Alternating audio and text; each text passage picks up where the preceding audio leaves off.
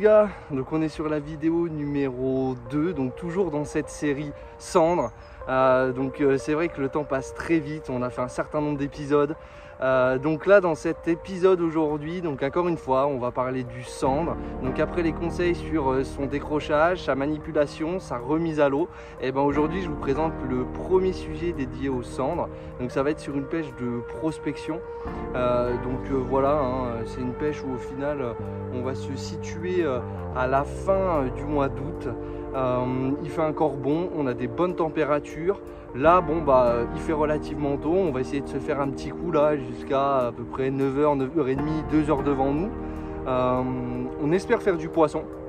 Et tu sauras de toute façon dans cette vidéo si tu la regardes, si on fait du poisson. Donc écoute, je te souhaite un bon visionnage et je te dis allez, let's go, c'est parti.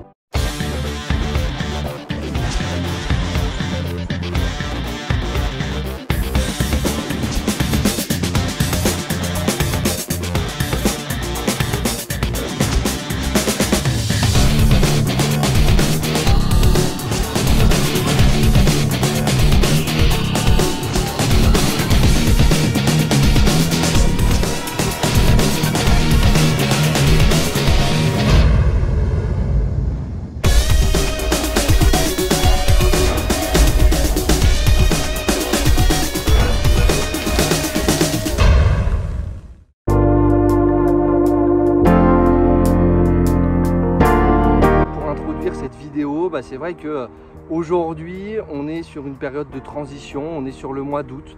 On a des temps qui commencent un petit peu à changer, où c'est vrai qu'on sent que la grosse chaleur d'été commence à passer gentiment. On a effectivement les premières pluies là sur le mois d'août et les orages qui sont là. J'espère quand même qu'on aura un mois de septembre qui sera plus intéressant, parce que ça n'a pas été non plus évident. Donc je me suis dit qu'aujourd'hui j'allais vous présenter une pêche du cendre en power fishing.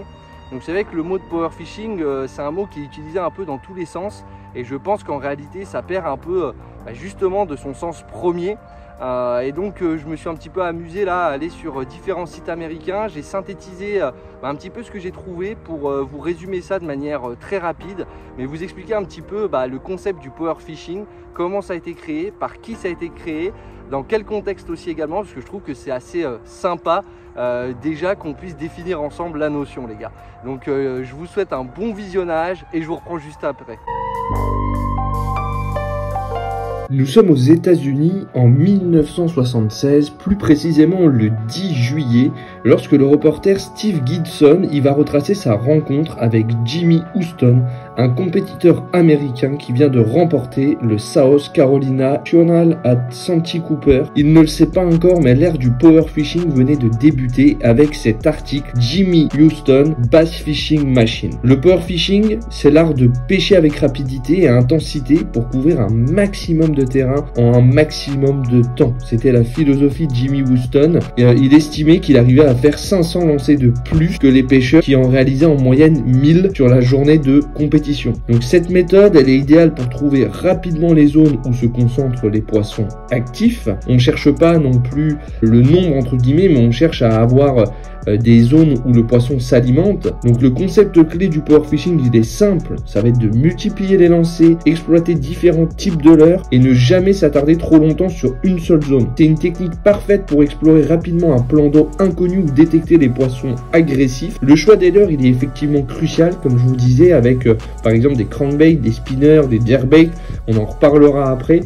Mais c'est ce qui va être adapté à cette philosophie du power fishing, parce que ça va pouvoir permettre de couvrir toutes les couches d'eau, de la surface jusqu'au fond. Mais c'est vrai que le power fishing ne consiste pas simplement à pêcher vite, il faut aussi être stratégique, adapter sa vitesse de récupération, ses trajectoires et ses leurres en fonction des conditions du moment. L'objectif, comme je vous disais précédemment, n'est pas de tout attraper, mais d'identifier rapidement les zones qu'on peut qualifier de chaudes où les poissons vont s'alimenter. Une fois que ces zones vont être localisées, il est possible d'adopter une approche qui va être plus précise. Donc c'est une technique énergique et passionnante, le power fishing, qui va être idéale à mes yeux pour l'ensemble des pêcheurs à la recherche d'action et de résultats rapides. Alors les gars, est-ce que vous êtes prêts à tester cette méthode dynamique? Bon les gars, j'espère que ces images elles vous ont plu. Donc comme vous avez pu voir, c'est vrai que le power fishing, C'est vraiment une révolution dans le monde de la pêche. Aujourd'hui, on peut voir effectivement que les jeunes générations de pêcheurs, les pêcheurs plus expérimentés qui font de la compétition, etc., c'est des pêcheurs justement qui vont avoir ce mot de power fishing à la bouche.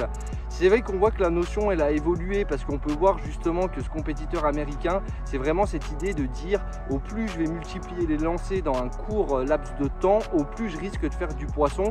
Alors qu'aujourd'hui, c'est vrai que le power fishing, j'ai envie de dire, on s'en fiche de la longueur des lancers, on s'en fiche de combien de temps ça nous prend à ramener notre leurre. Tant qu'on avance et qu'on bat du terrain, on considère ça comme du power fishing. Sauf qu'on a pu voir effectivement que c'était pas vraiment du power fishing, et en tout cas pas le power fishing traditionnel comme ça a été inventé de base. Concernant donc du coup la pêche du sandre au power fishing, alors déjà on va peut-être parler des zones. Vous pouvez utiliser ce concept sur la plupart des zones que vous connaissez, c'est-à-dire du street fishing, différentes parties de rivières, des canaux grand gabarit. Qu'est-ce que vous pourriez utiliser encore? Effectivement, sur certains lacs, quand vous avez vraiment les accès au bord et que vous connaissez un petit peu les zones de tenue pour le sandre. Et donc ça, c'est vrai que le power fishing, en tout cas, pour un petit peu déjà mettre les pieds dans le plat vis-à-vis de ce poisson, je pense qu'il y a déjà plusieurs choses à avoir à l'esprit.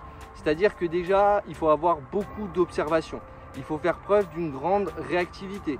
Je pense qu'il faut avoir aussi également une condition physique, parce que qui dit power fishing, à part si vous avez une embarcation ou un flotte cube, c'est vrai que si vous êtes pêcheur du bord comme moi, bah aujourd'hui on ne va pas tourner autour du pot, que vos pieds ils vont faire des kilomètres, et plus votre sacoche, votre matériel, etc. Et en fonction des conditions, vous allez être juste KO. Donc c'est vrai que je tiens aussi à le préciser que là, on est quand même à la fin de l'été, donc n'oubliez surtout pas de prendre de quoi vous hydrater. Je pense que c'est quelque chose aussi de très important. Donc encore une fois, sécurité avant tout. Et puis aussi, partez donc du coup léger. Donc après, une fois que vous avez tout ça, ça va être les techniques que vous allez mettre en place, bien sûr. Et puis effectivement, il y a une question d'approche là-dedans, tout à fait. Mais dans l'idée, voilà, si je devais passer un peu des mots génériques sans donner trop d'explications, c'est un petit peu ça, cette idée de cette recherche du sandre en power fishing. Alors du coup, pour pêcher en power fishing, encore une fois, je pense qu'il vous faut des leurres de réaction qui vont susciter justement l'intérêt du poisson. On va encore rester sur cette philosophie du power fishing originel. On va essayer de faire des lancers entre 3 et 10 secondes à peu près quand on va le ramener. Donc ça correspond à peu près entre 5 à 10 mètres du bord. Après, voilà, moi c'est ma stratégie, je préfère peigner moins loin, précis, plus rapidement. Je pense que quand on a fait aller 10-15 lancers sur une zone, si on a envie d'en faire 20, pourquoi pas. Mais dans l'idée, voilà, entre 10 et 20 lancers, si vous aviez un poisson qui était actif, il aurait déjà tapé. Donc voilà, l'idée du power fishing, c'est qu'il faut être hyper réactif, prendre des décisions rapidement et surtout ne pas hésiter à bouger. C'est très important. Et ça, c'est vrai que le matériel du coup, faut pas que vous soyez encombré, sinon vous allez avoir du mal à vous déplacer sur les spots suivants. En termes de matériel, alors moi je vais utiliser donc toujours la Megabass Great Hunting en 84 MLS, une canne de 2,55 m, 5,18 g, un moulinet en 4000 MHG. Donc c'est un ensemble qui est très léger, qui va pouvoir justement me permettre d'allier finesse, précision, robustesse, et ça c'est vraiment le prolongement de ma main, donc c'est quelque chose qui est déjà très important. Pour faire écho avec ce que je vous disais, c'est un ensemble très léger, donc ça honnêtement je peux pêcher avec toute une journée, j'aurai pas mal au bras, et ça c'est vraiment quelque chose d'hyper important dans cette stratégie justement du power fishing. En power fishing, moi personnellement j'utilise une tresse en PE 1.2 parce que justement je sais jamais trop sur quoi je vais tomber. On peut tomber sur des poissons bonus comme une grosse perche, un beau brochet, un silure, où ça c'est un peu plus embêtant, mais ça fait partie du jeu aussi. Donc voilà, donc j'aime bien mettre un PE 1.2. C'est vrai qu'avec ça, moi je vais mettre entre 10 et 26 centièmes, enfin 10 livres 26 centièmes, 12 livres 29 centièmes. Donc on va mettre 26 ou 29 centièmes. Si vous voulez, vous pouvez descendre en 24-25 en fonction de la dureté et de la clarté des eaux. Mais là, c'est vrai que vu qu'on est à la fin de l'été, les eaux sont quand même relativement chargées encore. Il n'y a pas fait très beau par chez moi. Donc là, ça posera aucun souci. Donc on va dire que le leitmotiv déjà de ce combo, c'est que c'est un combo qui fait preuve de légèreté, qui va vraiment me donner de la finesse et qui va aussi vraiment avoir une réserve de puissance très forte pour extraire des poissons. Donc maintenant, c'est vrai que si on doit parler de leurre, de poste, un petit peu d'animation, c'est vrai qu'en fait, dans cette stratégie du cendre en power fishing, vous allez vraiment vous concentrer sur les structures principalement. Donc ça va être les piles de pont, les quais, les écluses, les barrages, les éboulis rocheux. Ça peut être les descentes en pente douce, ça peut être les zones où vous savez qu'il y a un cassant ou au contraire qu'il y a un haut fond. Dans l'idée, moi, c'est toutes ces zones-là sur lesquelles je vais me focaliser. Donc, c'est des zones vraiment qui sont marquées, où vous savez que quand vous allez aller pêcher autour, vous pouvez y laisser du matériel. Mais d'un autre côté, moi, j'ai tendance à dire que si vous laissez du matériel, c'est des zones qui sont propices justement pour le poisson. Ça leur fait des caches aussi idéales. Donc, c'est vrai que sur cette approche-là, il faut vraiment vous concentrer sur les structures que vous allez avoir, que ce soit dans vos canaux, dans vos rivières, etc., dans la partie de bièvre que vous allez pêcher. Ça, je pense que c'est quelque chose qui est très intéressant. Moi aujourd'hui je suis en rivière, donc voilà, je me suis mis sur différentes structures. Comme je vous disais, moi aujourd'hui j'en ai pas 50, hein. J'ai des quais, j'ai un embarcadère de péniche, donc voilà, je me suis mis sur ces types de postes là avec des zones de paille planche. Et je pense que ça c'est quelque chose de redoutable sur le sand, d'aller vraiment sur lui, sur les zones de toc, sur les zones où ça fait des caches à poissons. Et c'est là où le cendre il est vraiment bien, que vous pouvez le prendre aussi, ça c'est quelque chose que je tiens à le souligner, vous pouvez le prendre à toute heure de la journée. J'ai pu en faire à 8h, à 9h, à 11h, enfin voilà, à toute heure de la journée, parce que c'est leur poste en fait où ils sont là de manière constante. Alors certes la nuit ils vont peut-être se déplacer pour chasser, mais en tout cas début de matinée, début de soirée, même des fois entre midi et 2, etc. Moi j'avoue que sur cette typologie de spot là, j'arrive à faire du poisson, donc c'est vraiment quelque chose qui marche très bien. Donc c'est vrai que vis-à-vis de ces leurres, moi voilà, aujourd'hui je peux vous en montrer quelques-uns. Donc le Vision Oneton, je ne vais pas trop m'étaler dessus parce que dans la prochaine vidéo je vais vous le présenter. Donc c'est un jerkbait, là vous pouvez utiliser n'importe quel jerkbait. L'idée c'est juste de se dire qu'un jerkbait sur le cendre ça va provoquer forcément une réaction, c'est quelque chose qui est très agressif.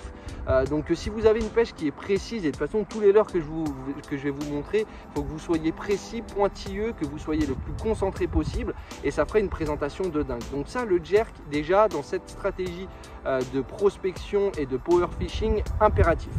Ensuite, quelque chose qui va très bien marcher, moi, sur le cendre, et qu'on ne dirait pas, c'est le deraku. Le deraku, c'est un petit spin tail, et en vrai, ça marche très bien. Moi, j'adore ça. Et voilà, un must sur le cendre, sous-utilisé à mes yeux. On l'utilise beaucoup pour la perche. Il y en a certains même qui savent que ça prend du brochet. Mais alors, sur le cendre, ça marche très bien. Et notamment en rivière, à la fin de l'été, j'adore ça. Ensuite, vous allez avoir donc tout ce qui va être les petits jigs. Donc là, les jigs, moi je trouve que c'est pareil. L'avantage que vous avez, lancer très précis, vous lancez, vous attendez 5-10 secondes, vous répétez vos lancers, etc. Et ça, c'est vraiment très intéressant.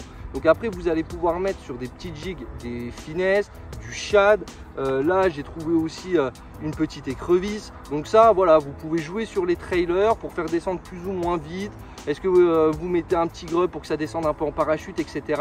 Mais ça, le jig, c'est vraiment quelque chose de, vraiment de très important. C'est pareil dans l'idée, la gamme des jigs métalliques. Donc là, j'ai un drag metal cast slow. C'est vraiment génial. Ça, c'est pareil, vous le faites descendre, hop, il arrive sur le fond et vous le faites rebondir juste là où vous voulez. Vous pensez que vous êtes sur la strike zone, et si les cendres sont là, vous allez vous faire déboîter. Ensuite, c'est vrai que tout ce qui va être les leurres souples, alors moi je vais vous présenter le Dark Slipper qui est sur mon logo. Voilà, c'est un leurre souple qui ne s'accroche pas. Donc moi j'aurais tendance à vous dire, montez-vous en texan parce que vous allez battre du terrain. Donc soit vous prenez un leurre déjà pré-monté comme ça, qui existe dans différentes marques, soit vous prenez un leurre avec une TP texan. Ça, j'insiste là-dessus pour vous accrocher le moins possible et battre le plus de terrain. Ensuite, donc pour terminer, c'est vrai que moi, un gros must que j'adore sur le cendre en power fishing, ça va être les swim jigs. Donc ça, c'est quelque chose qui est hyper discret, qui va faire de la vibration, mais à la différence d'un chatter, c'est sous-utilisé. Vous allez avoir juste une palette en dessous, toujours une petite jupe pour donner du volume. Ensuite, moi derrière, je viens coupler ça avec un X-Layer, ça donne du volume, c'est juste génial. Mais voilà, après ça, les leurres, je vous en présente quelques-uns, mais encore une fois, c'est en fonction de vous, de ce que vous aimez et de vos préférences. Il n'y a pas de secret ou il n'y a pas un leurre qui ressort plus que d'autres. C'est l'approche qui va être très importante dans cette pêche-là. Bon bah ça y est les gars, moi je tiens plus, je vais me mettre à la pêche là. J'espère vous faire quelques images et surtout ils annoncent que là ce temps va se dégager. Donc on va croiser les doigts que tout se passe bien pour moi. Et s'il y a des images, et bah, je vous dis à tout à l'heure les gars pour vous montrer un petit peu le compte rendu de cette pêche.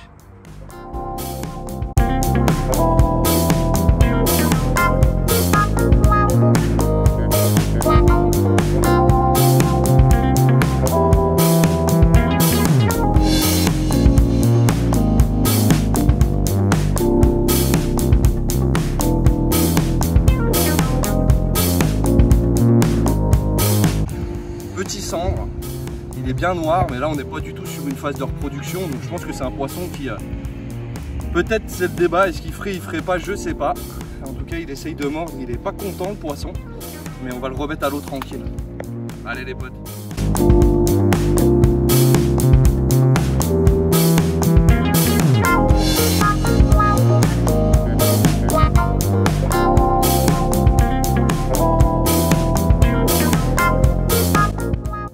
Bon bah les gars, ça y est, c'est terminé, c'est la fin de cet épisode numéro 2. Donc voilà, hein, comme quoi la pêche du cendre en power fishing, ça peut être quelque chose de très sympa, qui peut réserver des surprises. En plus, vous pouvez attraper d'autres poissons. Après moi, c'est vrai que le cendre, je trouve que ça a un charme au leurre dur. C'est autre chose que de l'attraper au leurre souple, en traction. C'est décupler les sensations, la touche. À mes yeux, c'est encore plus pépite que quand vous allez le toucher sur un leurre souple. Donc surtout les gars, si la notion vous a plu et tout, n'hésitez surtout pas à adapter cette stratégie de lancer moins loin, plus rapide et multiplier les lancers. Vous allez voir que ça va payer. Faites-moi confiance là-dessus. Et en tout cas, bah voilà, si ça t'a plu, n'hésite pas à t'abonner, à liker, à partager. La prochaine fois, c'est toi qui feras ces cendres-là au bord de l'eau. Donc écoute, je te souhaite une bonne journée ou une bonne soirée en fonction de l'heure à laquelle tu regardes cette vidéo. Et je te dis bye, porte-toi bien, à la prochaine. Ciao les gars.